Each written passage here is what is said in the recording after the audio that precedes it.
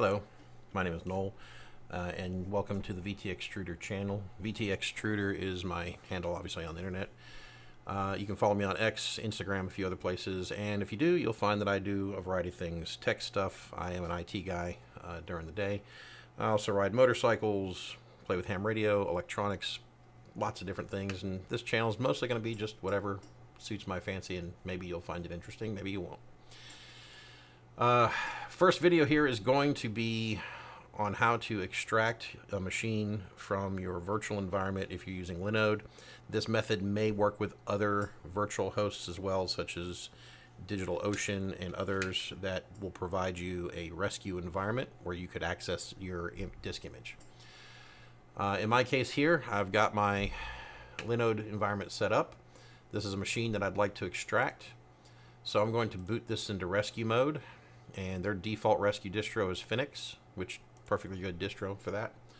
That's what I use in my Proxmox environment as well. So we're going to fire this off to restart. And it's going to take a moment to reboot. And once it does, we're going to go ahead and launch our console to get into this. In this case, they use Lish.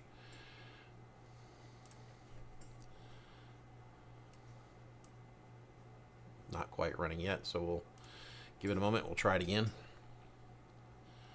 Okay, it says it's running, so we'll go ahead and launch Lish.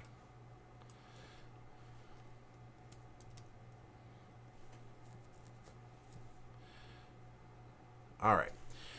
Once you boot into this environment, you're running a root, but there is no password and there's no SSH enabled. So we're going to set a password.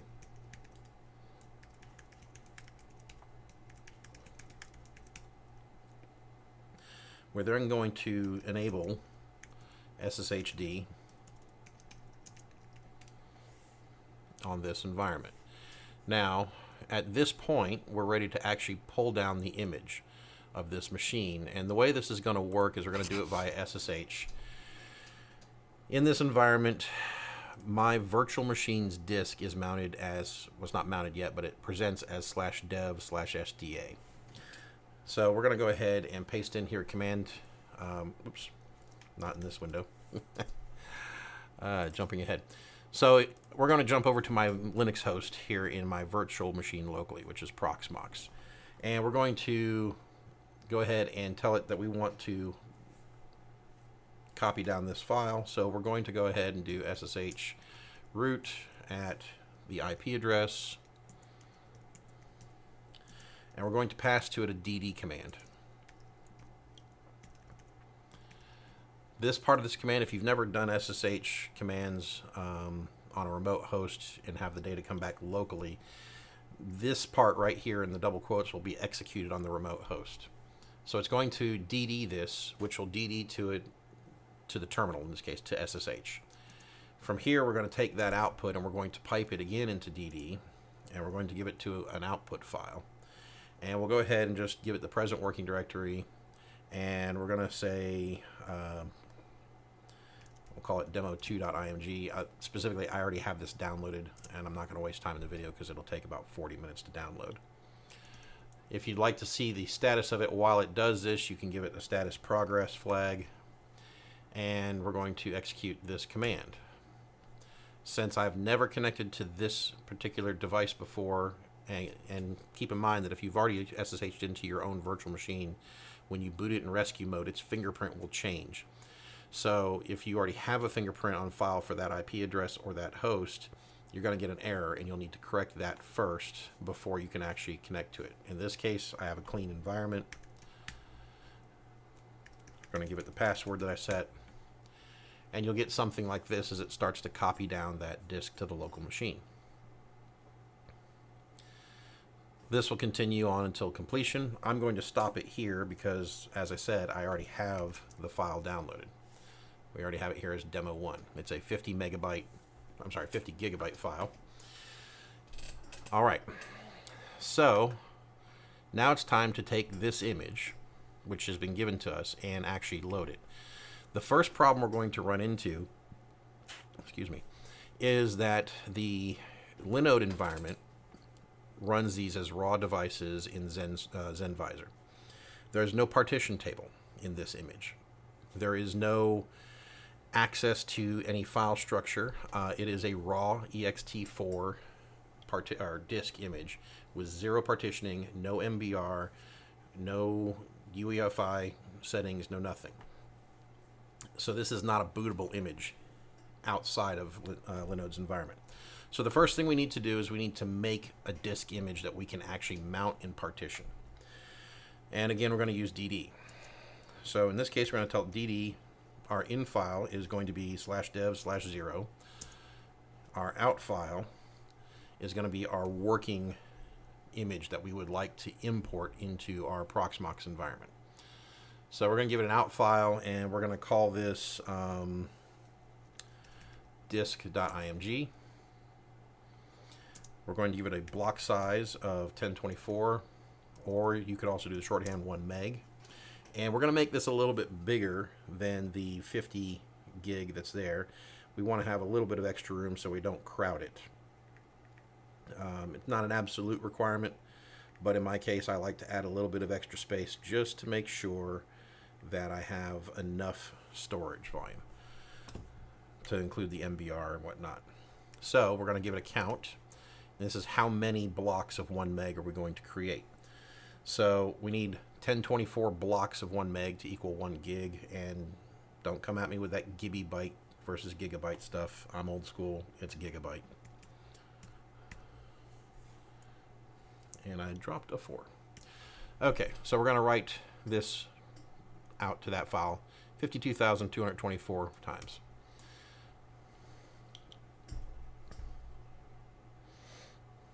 This obviously takes a moment. You could also give it the status progress flag here, but this doesn't take that long, so it's not really worth the screen updates.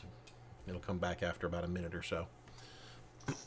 This will depend on the speed of your disk as well that you're using. In this case, this is an array with spinning disks, not SSDs, so it's a little bit slower. Okay, so now if we look at our directory, we have all of our stuff. I'm going to get rid of the demo2 file because that we don't need. And you can see here now we have two files that are nearly identical in size, one slightly larger than the other. The neat thing with Linux is we can use the partitioning tools on a disk image or an image file, or a file that we just created out of nothing in this case. So we're going to partition disk.image. And we're going to use cfdisk in this case. You can use whatever you like. I like cfdisk. We're going to go ahead and give it a standard DOS master boot record. We're going to create a new partition, and we're going to make it 50 gig, which is the size of our original image. You could go a little bit bigger. You could go ahead and go the full 51 and write to it. It's not going to hurt anything. So we've written it. We're going to flag it bootable. And now we're going to write again. And we're going to quit. Now, we have a partition in this image. However, we cannot access it yet. So we need to mount this disk image, and to do that we're going to use a loopback device. So we're going to go ahead and do low setup, which is the Linux loopback tool, and we are going to go ahead and mount this environment. We're going to give it the device that we want to mount it with, and if you ever get confused, you can always do like low setup help to see all the devices, and it will tell you, you give it the device that you want to mount it to and then the file that you're mounting. And the -P option is partition scan. If you don't do -P, you won't see the partitions, you won't get the sub-partitions to actually mount. So we're going to do low setup, -P, and we're going to go ahead and give it loop 0, and then we're going to go ahead and point it to disk image. Alright, and again, if you look here, -A will tell us all devices, so we can verify that it actually mounted that disk image. It did. Now, if we go look at /dev/loop 0, but we give it an asterisk at the end, we should see loop 0, the root device, and then loop 0p1 for partition 1. Partition 1 is an actual usable partition. If we were to run cfdisk against /dev/loop 0, we would see our partition table we created in the file. So now at this point we can do dd if equals demo image, of equals /dev/loop 0 p1 for partition 1. We're going to actually write to that with our disk image. And now we can then give it our status indicator as well. So if we want to see status, we can do this. We could specify block size to write. It's really not necessary at this point. It's just going to write the raw image into that partition.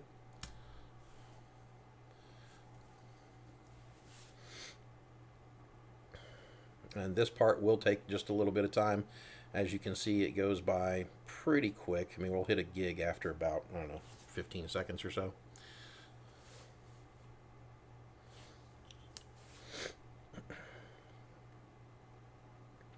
So at this point, this is going to continue to write this image.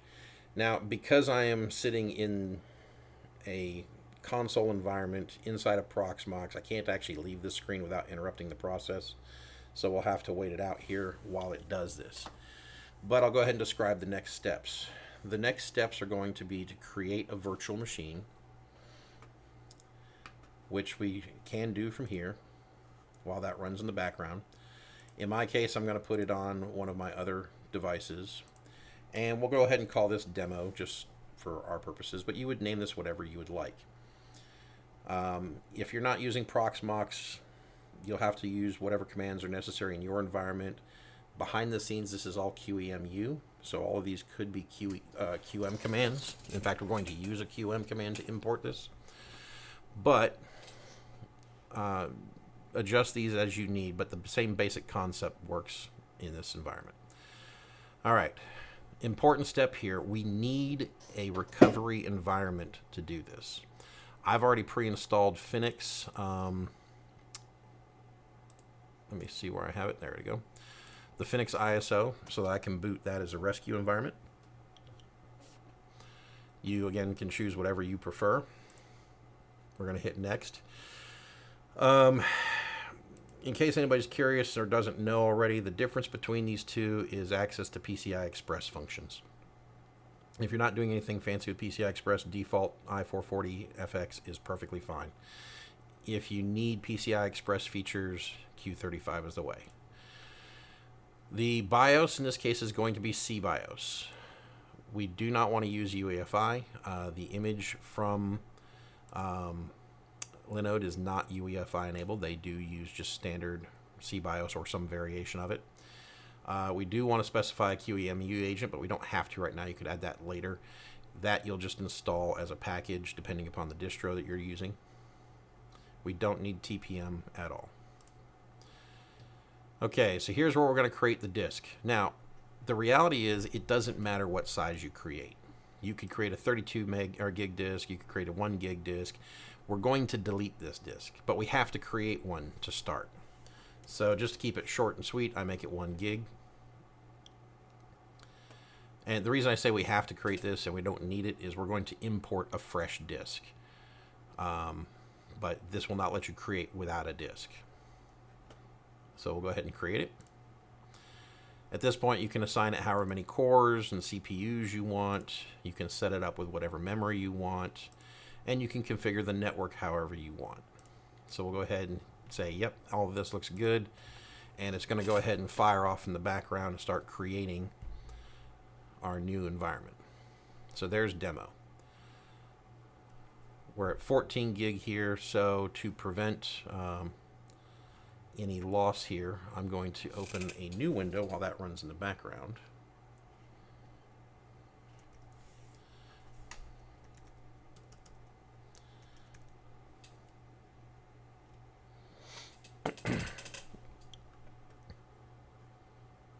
Oh, wow. Look at that. It didn't actually disconnect it. That's a first.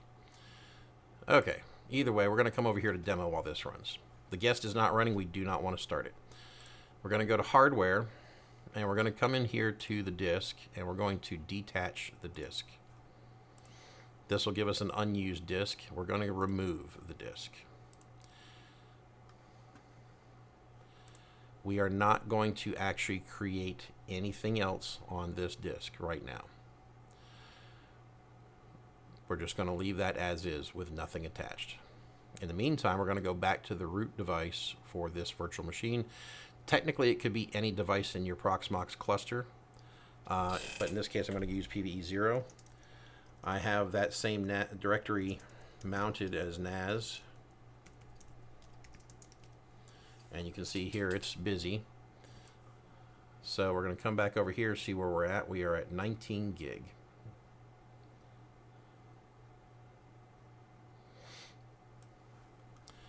All right. The next steps to this is going to be to import that disk image into our Proxmox environment. Now, there is a QEM disk import command. And you'll see here you have to give it a VM ID, a source, and a storage. So the storage is going to be whatever storage environment you're going to use as part of your Proxmox in this case. So I have several different storage environments here. I've got Rust RAID 1, SSD RAID 1, I've got NAS, local LVM, local, all that good stuff. The command we're going to use is QM disk import. In this case, it's going to be 108 for my virtual machine ID. That was the ID that was assigned when I created this virtual machine. We're going to give it a source, and that source is going to be disk image. And then we're going to give it a storage. In this case, to keep it quick, we'll make it SSD RAID 1. Now, we can't actually run this yet because we still have this running in the background over here. And we're almost halfway there.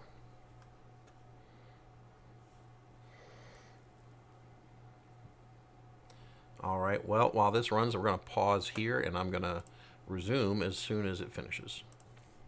All right, as you can see here, it finally completed. You'll get a report at the end of records in, records out, all that good stuff there, and then the overall copied data and average speed in megabytes per second, or if you got a faster system, faster than that. All right, so at this point, we need to detach the loop device. Not an absolute requirement, but good way to ensure that our file's not currently being written or updated while we work with it. So again, going back to low setup.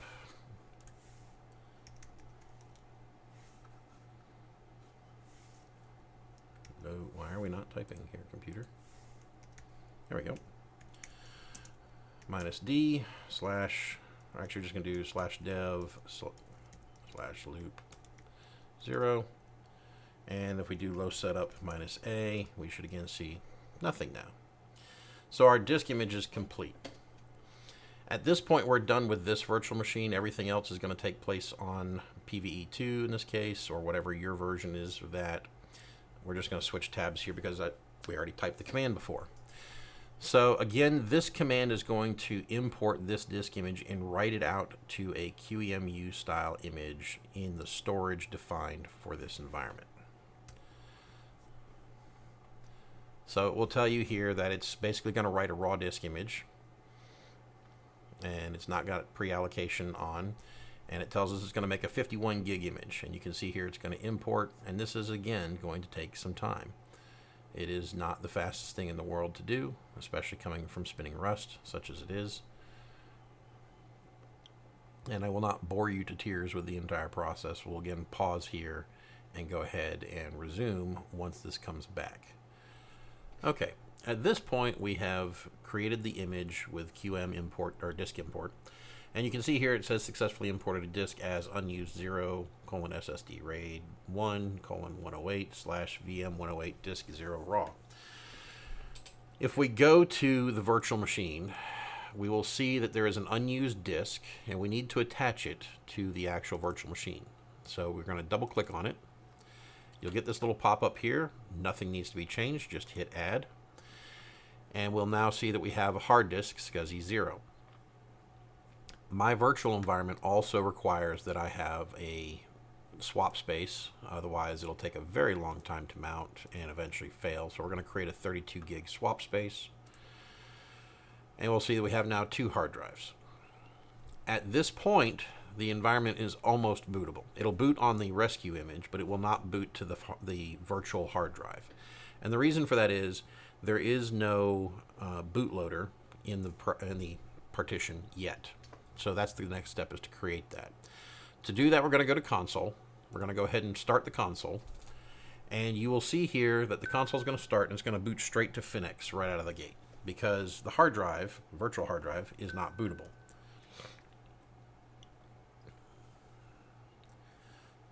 So Finex is going to launch here, and that'll take just a moment.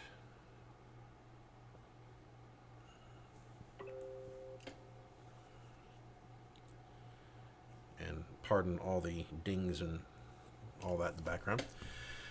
Okay, so at this point, Finex is booted. And if we look at our devices, we should find SDA, SDB, and SDB1. Actually, that's backwards. Why did it launch that way? Let's go back and look at the hardware. Disk 0 and disk 1. Interesting. Let's confirm what is here.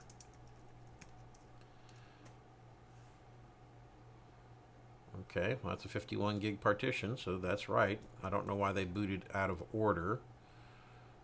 And there's no partition table on that one. Okay. This is a reason to use UUIDs instead of disk addresses like this, or disk by ID instead of the traditional /dev/SD whatever. Because these mounted a little strangely. It should have mounted SDA being the virtual hard drive, the first one, the one I imported, and then SDB mounted as swap. But either way, doesn't really matter. So we're going to go ahead and mount /dev/SDB1 as the MNT folder. And now we need to mount a few device folders so that we can conduct a chroot into the virtual machine that we actually want to run. So we're going to do mount again. We're going to do rbind. Actually, sorry. --rbind. And we need to mount a few different things. We need to mount proc.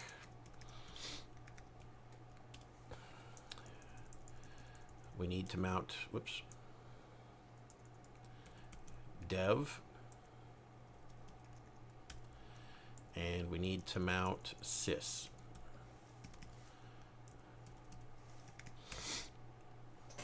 Now this mount rbind command is basically just a rebind of that. It's not doing anything beyond just rebinding it. So when we chroot into our new root folder, it will see everything where it belongs. And to do that, we're going to use chroot. We have to tell it what our new root folder is, and that's going to be /mnt. And then we need to tell it what interpreter, and it helps to type correctly, we want to run. And so now if we see where we're at, we'll see we're in root again, but we will note that there is nothing under mount because we're inside the virtual machine now. We're running as if we had booted into the virtual environment, mostly. This is a good way to do password resets. This is a good way to do lots of different things in the system when you need to do something special. So at this point, we're going to go ahead and configure, well, let me back up. We're going to go ahead and establish that we have a valid kernel to boot, and we're going to establish that we have a valid FS tab, and then we're going to establish that we have a valid grub bootloader configured. So the first thing we need to do is we need to identify how we're going to mount our disks. I forgot one step. We also need to make sure we have a valid swap.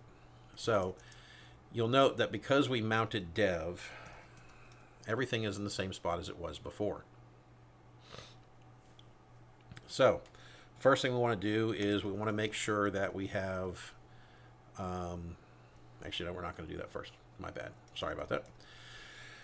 We want to make sure that we have a valid FS tab. And you'll see here that originally it was mounting this way for swap and everything else. We could continue to do this, but I'm going to recommend you use UUIDs. So to do that, first we need to make our swap.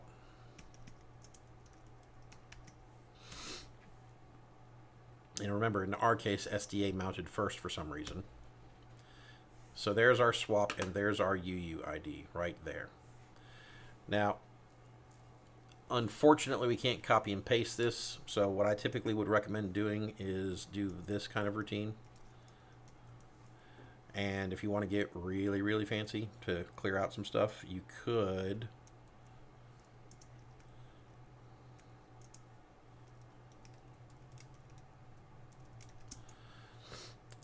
do that. This should make the swap again, output the UUID, and then pipe it, or actually write it or append it to the end of FS tab. All right. If we go look at our FS tab now, there's our nice UUID. So now we can simply take our swap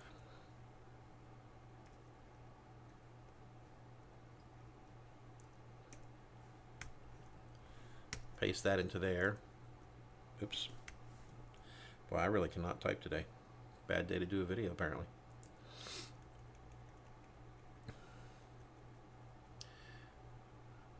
And we can do that. We can get rid of this line now. All right, we're going to write that file. Now I need to get the other UUID. Block ID is not installed. All right.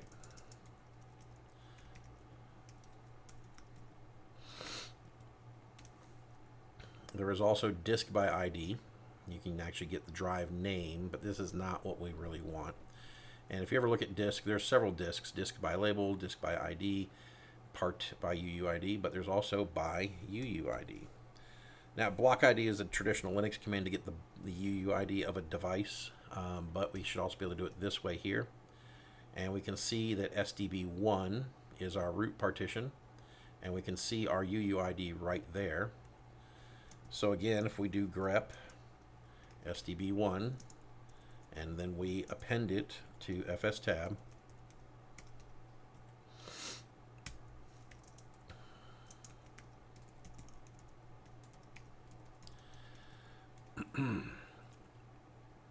we'll have a lot of extra stuff here, which we can get rid of.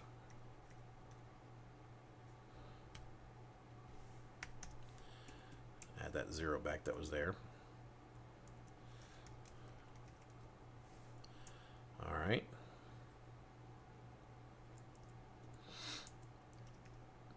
Dang it, did it again.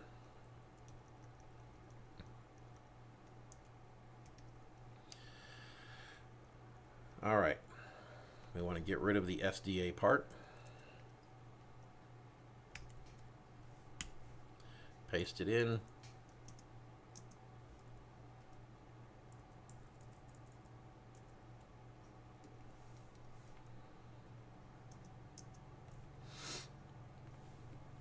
And there we have everything ready to go for our disks to mount. We could also have done disk by ID, like I said. You can stick with the traditional method if needed. In this case, because of the odd way it's booting, I'm going to force it to use UUIDs. So we want to go ahead and make sure we update initram fs. And if you do it without anything, you'll see this command here giving the details.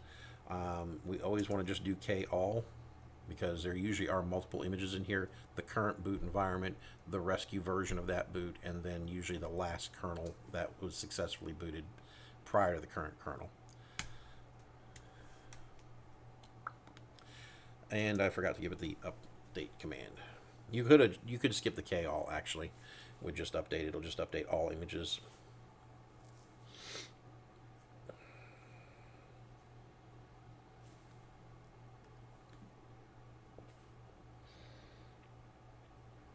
This will ensure our FS tab changes make it over to the environment where they're supposed to be.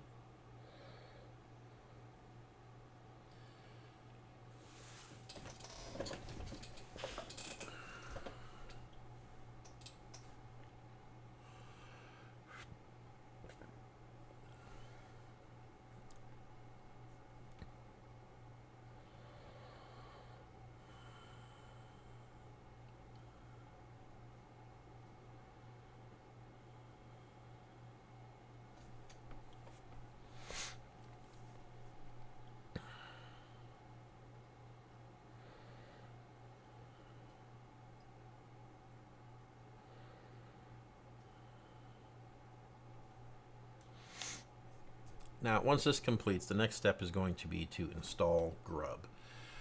Most of the time when you've made changes to your environment, you may have to do a grub update to update the config. The config we have is fine. The problem is we don't have a master, we don't have a boot record, or bootloader rather, configured for this environment. So we're going to do grub install, and you'll see it says it didn't specify a device. We are going to specify, in this case, /SDB. You do not specify the partition. You actually specify the root disk because it's going to be part of the MBR. It's going to go right after the MBR. So we're going to install grub into this. No errors reported. It says it finished. Fantastic. At this point, we should be good to go. If you, for some reason, needed to reset your root password or user's password, now would be the time to do it. In this case, we don't need to, so I'm going to go ahead and exit the chroot environment, and we're going to reboot the machine. It should now boot into our proper environment, which it did not. So let's do this. Let's go ahead and do a reboot.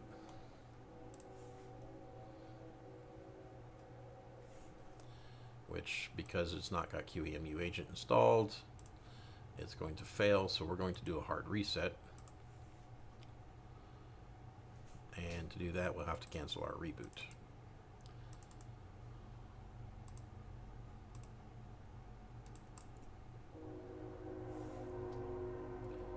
Why did it not do what we wanted it to do?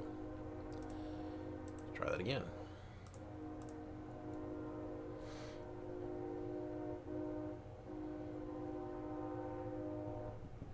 Oh, my bad. We skipped one step and I didn't even think about it. All right, we're going to force this to power off. The step I forgot, and this is my bad entirely, is the boot order option. So you have to come to options, you have to come to boot order, and you must enable the disks to boot or be a boot option. That's most likely why my environment did not boot correctly with SDA and SDB and the Phoenix environment. You can, of course, leave this down here. I'm going to want it to boot first before the CD-ROM. So let's go ahead and go back to console. Start now. And there we go. Grub is actually there. And it's got a timeout already built in.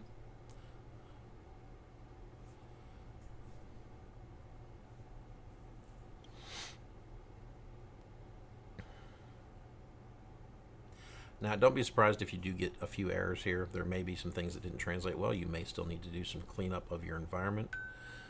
In my case, I need to see what is going to fail.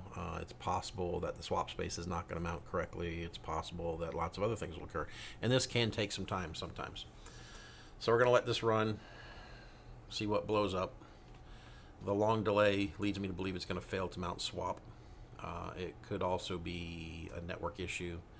I have had it happen where sometimes the network needs a reconfiguration because it was configured for the virtual environment. It's referring to an adapter that no longer exists. And that timeout can take some time as well.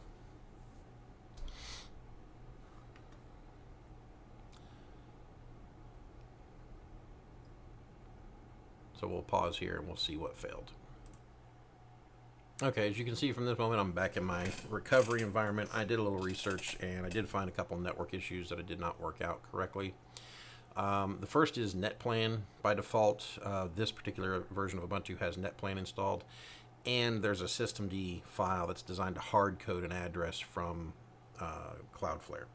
So the first thing we want to do is remove the network config from, I'm sorry, I said Cloudflare, from Linode. First thing we want to do is remove that file from Linode. So we're going to do move, let's see, systemd network, and then it is 05. You can see there's some history of some various versions there. And I just move it out to root. You could delete the file if you want. It's basically just a static address in this case. But this will remove it from systemd. And then we also want to configure our NetPlan correctly. Now, you may not have NetPlan, you may have the older system or etc interfaces, but this device has NetPlan. And I happen to know that this is not correct, that this is actually going to show as ETH0 in the Ubuntu environment. So we're going to go ahead and write that file and that change. And now we're going to go ahead and do the reboot, which I can't do in the chroot environment.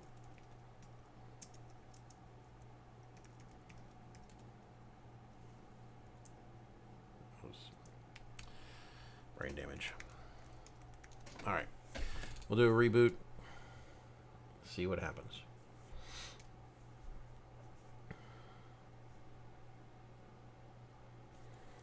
Hopefully this time it will actually boot successfully.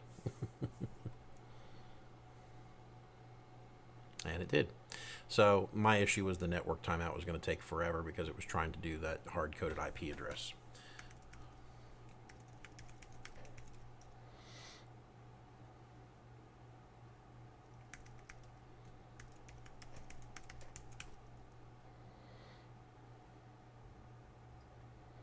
Okay, well, apparently I don't have a valid root account on here, but I do have a regular user, which I'm going to blur out.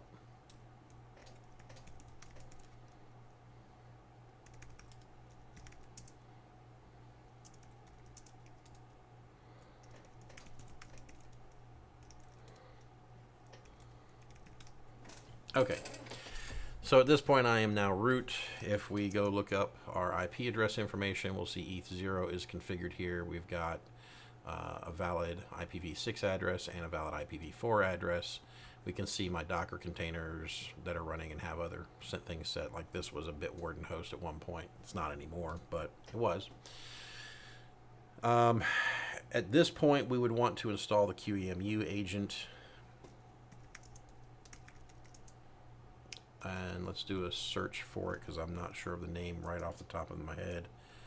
And I'm pretty sure it's listed as agent. And there it is. So we're going to say apt install QEMU guest agent. All right. So this will give us the ability to go ahead and use the actual toolbar to do things like shutdown and reboots and things like that, and it'll actually do an ordered shutdown and reboot instead of just forcing it to power off or reset. Additional things that you may want to change at this point, you'll note it pulled from Linode. You may not want to use Linode's mirrors anymore. You may want to switch to Ubuntu's, in which case then you're just going to go and edit your sources list. And you can see all the mirror Linodes. Those are actually all now archive Ubuntu if you're going with the main ones, so we could do that. And we're going to go ahead and replace mirrors.linode with archive.ubuntu. And we'll do that globally.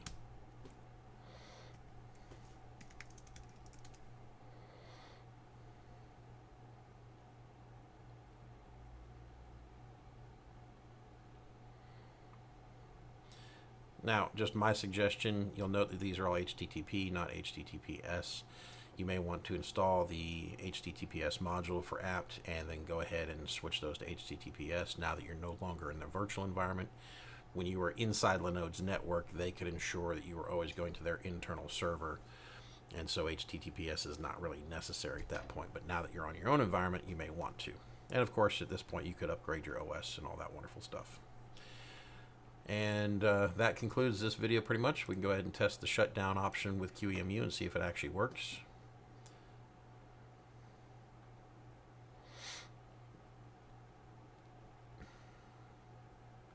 And it may not work because it wasn't there at boot time, or that it may not be running.